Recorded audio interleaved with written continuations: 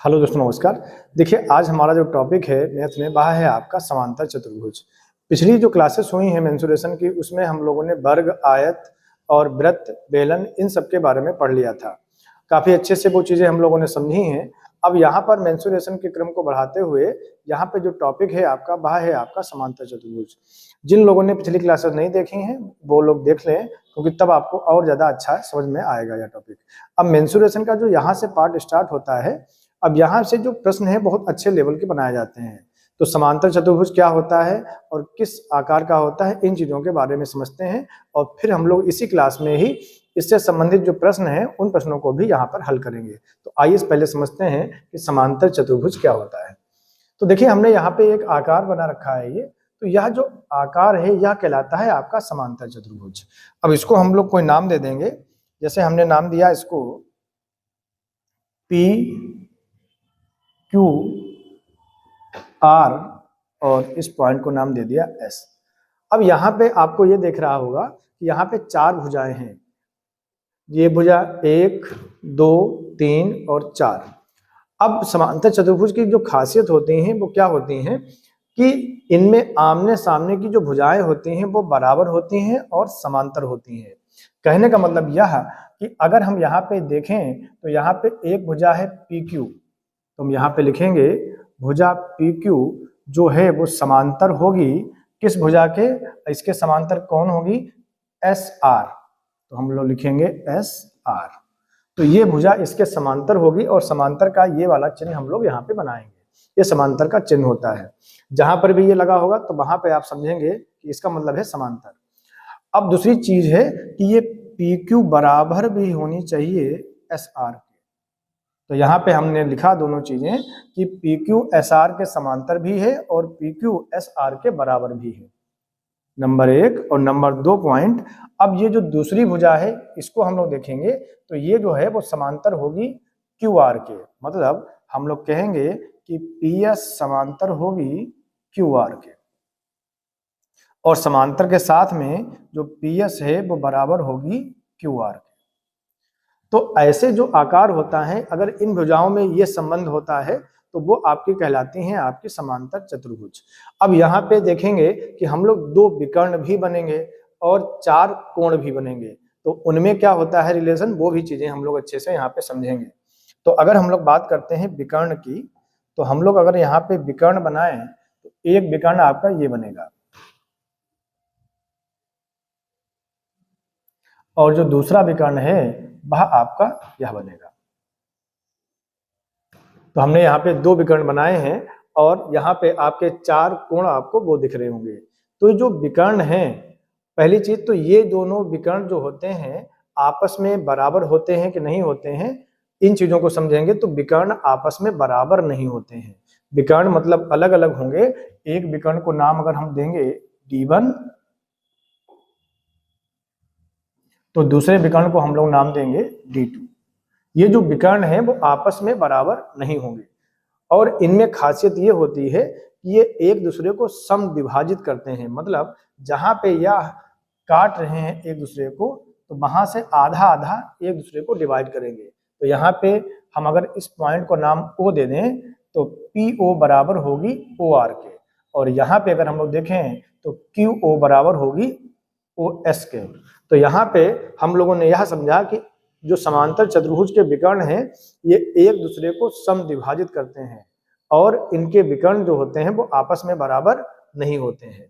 वहीं अगर हम लोग इनके कोणों की बात करें तो जो इनको कोण आपको दिख रहे हैं, आमने सामने के जो कोण होते हैं, जैसे ये वाला कोण और ये वाला कोण आपस में बराबर होगा और यहाँ पे ये वाला कोण बराबर होगा इस वाले कोण।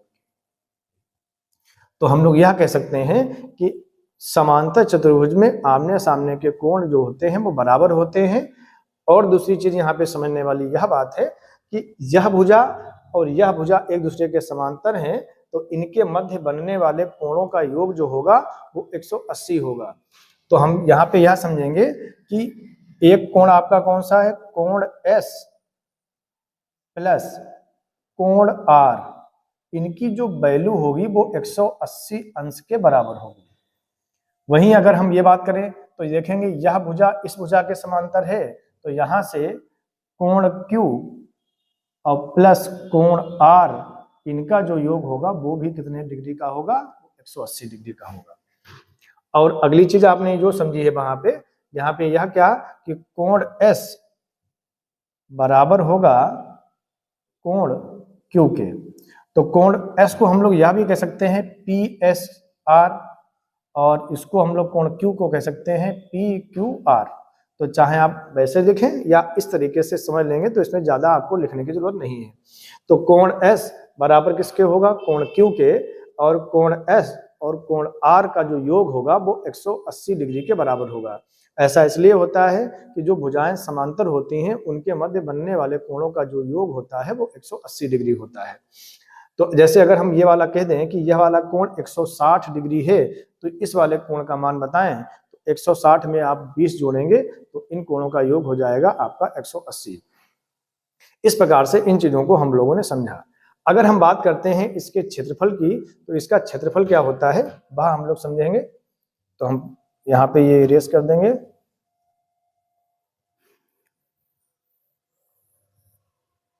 अगर हम वहीं इसके क्षेत्रफल की बात करते हैं तो इसका क्षेत्रफल जो होता है वो क्या होता है, क्षेत्रफल, तो इसका क्षेत्रफल होता है आधार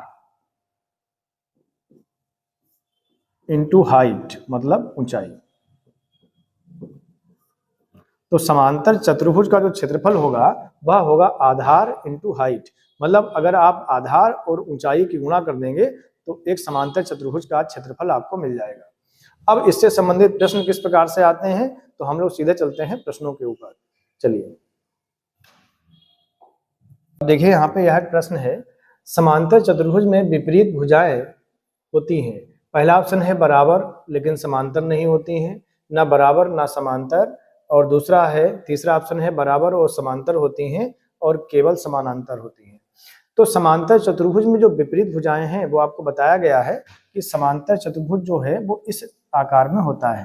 तो इसकी भुजाएं, जो विपरीत भुजाएं होती हैं, वो समांतर भी होती हैं और बराबर भी होती हैं। तो यहाँ पे कौन सा ऑप्शन हम लोग लगाएंगे, सी ऑप्शन। अगला प्रश्न है आपका, समांतर चतुर्भुज के जो विकर्ण होते हैं वह कैसे होते हैं।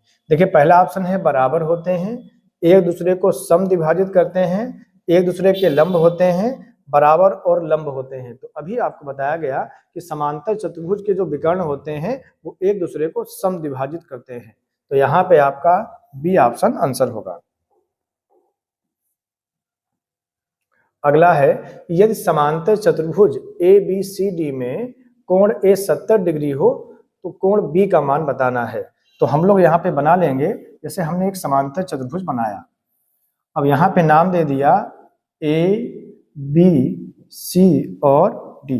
तो यहाँ पे कह रहा कि कोण ए आपको दे रखा है कितने डिग्री का, 70 डिग्री का, और आपसे ये कह रहा है कि कोण बी बताइए। तो इस वाले कोण का मान आपको बताना है। तो अभी आपको बताया गया, देखिए ये दोनों भुजाएं एक दूसरे के समांतर हैं, और समांतर कोणों भुजाओं के मध्य बनने वाले कोणों का योग जो होता है वो 180 डिग्री का होता है। तो 70 में हम कितना जोड़ देंगे, तो 70 में हम जोड़ देंगे 110। तो यहाँ पे आपका आंसर कौन सा होना चाहिए, बी ऑप्शन आपका आंसर होना चाहिए। अगला प्रश्न देखेंगे हम लोग। कह रहा है प्रश्न नंबर 4 क्या कह रहा है, समांतर चतुर्भुज ABCD के विकर्ण AC और BD बिंदु B पर प्रतिच्छेद करते हैं। यदि AO बराबर 6 सेंटीमीटर तो AC की लंबाई ज्ञात करनी है। तो यहाँ पे हम लोग बना लेंगे, क्योंकि बनाने से आपको ज्यादा समझ में आएगा। इसे ये समांतर चतुर्भुज है। अब इसके हम लोग नाम दे देंगे, क्या नाम दिया है इन्होंने, A B C और D। तो यहाँ पे दो विकर्ण हो गए आपके, और ये जो विकर्ण है वो किस बिंदु पर प्रतिच्छेद करते हैं, ओ बिंदु पर। अब आपसे कह रहा है ए ओ की लंबाई है आपकी कितनी, 6 सेंटीमीटर, ये वाली लंबाई आपको दे रखी है 6 सेंटीमीटर, और पूछ रहा है AC की लंबाई। तो अभी आपको बताया गया कि यहाँ से यहाँ तक की जो लंबाई होती है, अगर विकर्ण प्रतिच्छेद करते हैं तो वो बराबर बराबर डिवाइड करते हैं। तो अगर ये 6 है तो इधर वाली भी 6 होगी, तो इसका मतलब है टोटल कितनी हो जाएगी, 12 सेंटीमीटर। तो यहाँ पे हम लोग देखेंगे और आपको सी ऑप्शन आंसर मिल जाएगा। अगला सवाल देखेंगे हम लोग। सवाल है, समांतर चतुर्भुज के दो क्रमागत कोणों का अनुपात 2:7 है, तो छोटा कोण कितना होगा? तो देखिए आपसे बताया गया कि क्रमागत कोणों का जो योग होता है वो 180 डिग्री होता है, आसन्न भुजाओं के मध्य बनने वाले कोणों का योग। तो यहाँ पे आपसे कह रहा है कि 2:7 है, तो यहाँ पर इनका योग 180 होना चाहिए। तो हम लोग देखेंगे 2 और 7 कितना हुआ? 9। तो 9 भाग की वैल्यू कितनी होनी चाहिए? 180। तो 1 भाग की वैल्यू कितनी होनी चाहिए? 1 भाग की वैल्यू हो जाएगी आपके पास में 20 डिग्री। तो छोटा कोण बताना है, मतलब 2 भाग की वैल्यू बताना है, और यहाँ पे आंसर कितना हो जाएगा? 40। तो यहाँ हम लोग देखेंगे और आपको ए ऑप्शन आंसर मिल जाएगा। अगला प्रश्न है, एक समांतर चतुर्भुज का क्षेत्रफल 240 वर्ग सेंटीमीटर है। यदि आधार 20 सेंटीमीटर हो तो इसकी हाइट आपको ज्ञात करनी है। अभी आपको बताया गया कि जो ऊंचाई, जो क्षेत्रफल होता है वो आधार इंटू हाइट के बराबर होता है। तो आपको आधार कितना दे रखा है, क्षेत्रफल क्या बताया गया आपको कि आधार इंटू ऊंचाई, जब हम लोग इसकी गुणा करते हैं तो आपको क्षेत्रफल मिलता है, और क्षेत्रफल की वैल्यू आपको दे रखी है 240 वर्ग सेंटीमीटर। तो यहाँ हम लोग लिखेंगे 240।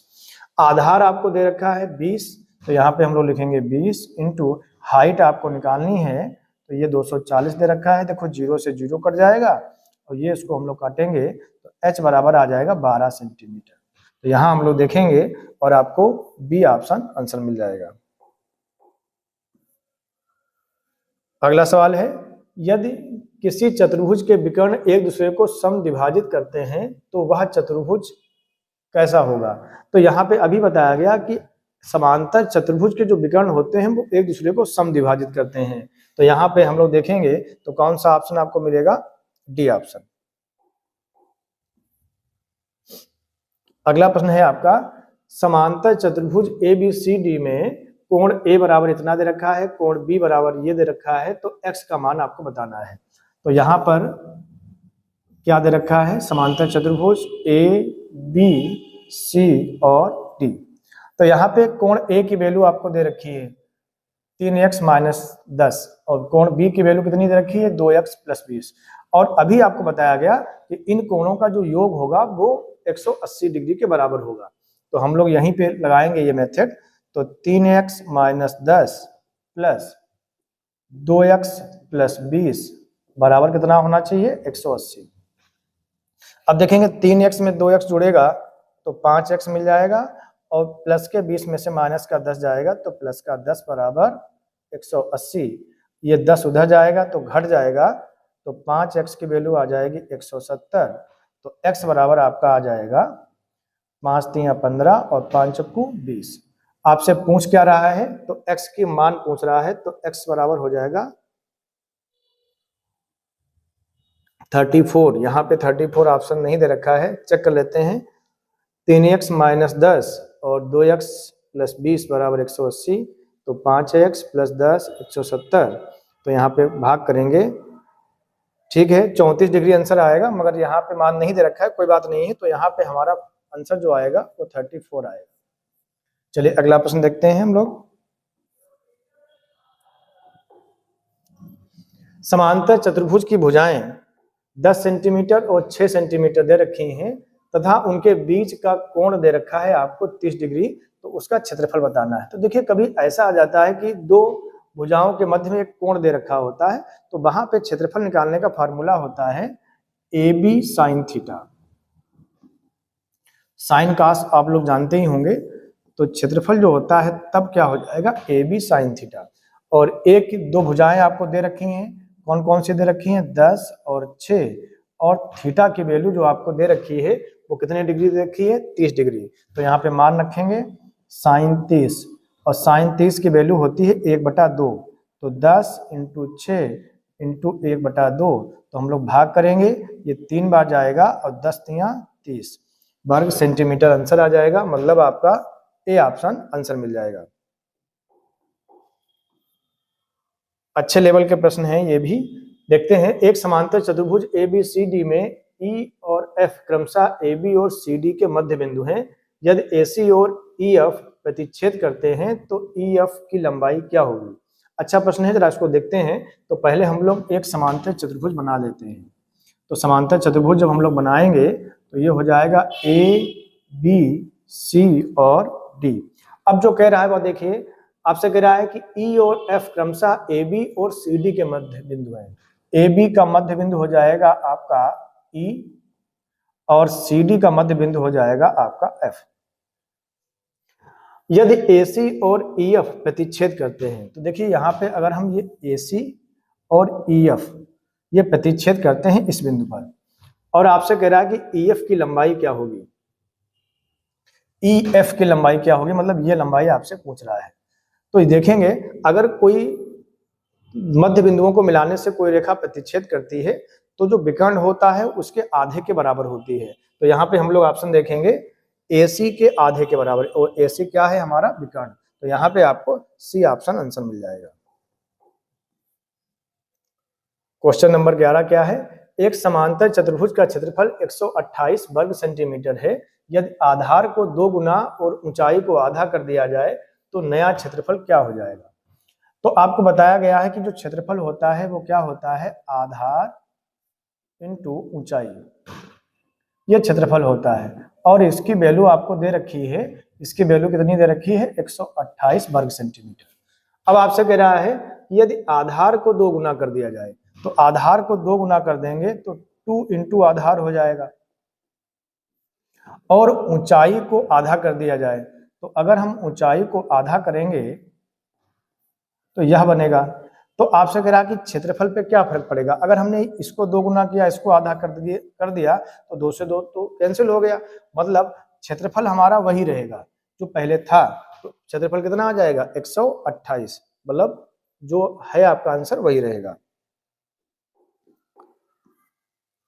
क्वेश्चन नंबर 12 क्या है आपका, समांतर चतुर्भुज ABCD में कोण A 75 डिग्री हो, यदि कोण D को बढ़ाने पर कोण A बाह्य x डिग्री हो तो x का मान बताएं। तो आपसे यह कह रहा है कि एक समांतर चतुर्भुज है। अब यहाँ पे आपको नाम दे देंगे हम लोग A, B, C और D। अब आपसे कह रहा है कि यदि AD को बढ़ाने पर, AD ये वाली रेखा है, अगर हम इसको बढ़ाते हैं तो आपसे कह रहा है कि कोण A बाह्य x डिग्री है और कोण A का मान आपको कितना दे रखा है, 75 डिग्री, और जो बाह्य वाला कोण है वो कितने डिग्री का है, x डिग्री का। तो x की वैल्यू बताना है। तो देखिए बाह्य कोण अगर आपको निकालना है तो आपको पता है कि ये जो रेखा होती है वो समांतर रेखा होती है, तो समांतर रेखा का मान कितना होता है, 180 डिग्री का। तो अगर ये 75 डिग्री है तो 75 में कितना जोड़ दें, तो 105 जोड़ दें, तभी तो 180 होगा। तो हमारा ऑप्शन कौन सा होगा यहाँ पे, बी ऑप्शन। देखिए प्रश्न हो गए सारे। तो यहाँ पे हम लोगों ने आज समांतर चतुर्भुज के बारे में काफी अच्छे से समझा। आशा करते हैं आपको क्लास पसंद आई होगी। अब आगे की जो क्लास होगी उसमें हम लोग सम चतुर्भुज के बारे में पढ़ेंगे। आपने अगर चैनल को सब्सक्राइब नहीं किया है तो चैनल को सब्सक्राइब करें, इससे आपको नोटिफिकेशन मिलता रहे।